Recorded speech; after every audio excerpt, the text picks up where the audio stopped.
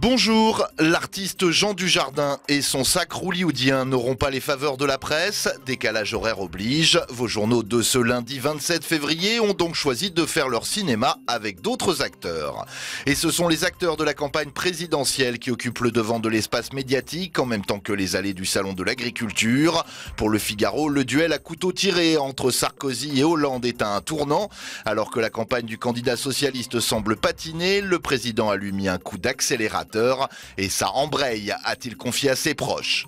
Pour le prix du meilleur second rôle, le Parisien aujourd'hui en France met en avant le candidat centriste, François Bayrou qui durcit le ton face à Hollande. Pour le leader du Modem, l'autre François pêche par excès de confiance et ferait même preuve de mépris. Le journal Libération fait quasiment l'impasse sur le salon pour se concentrer sur les banlieues avec ce double constat. 7 ans après le coup de Karcher de Sarkozy à la Courneuve, rien n'a changé. Et pire, la question des banlieues est quasiment absente du débat présidentiel. La Croix tente d'expliquer les raisons de la colère qui ont embrasé l'île de la Réunion. Chiffres à l'appui, le quotidien rappelle que le taux de chômage atteint 60% chez les 15-24 ans et qu'un insulaire sur deux vit sous le seuil de pauvreté.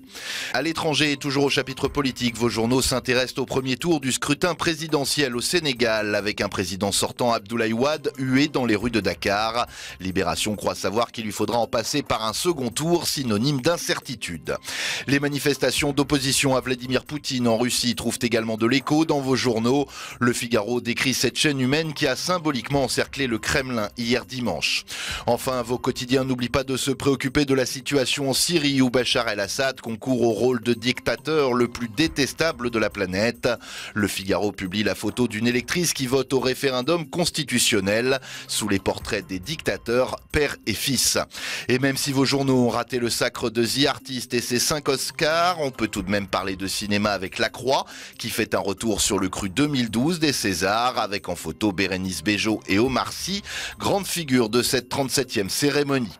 Enfin, on se quitte avec ce trait du jour signé Willem, retour au salon de l'agriculture avec ce bal des candidats venus s'abreuver aux mamelles de la ruralité.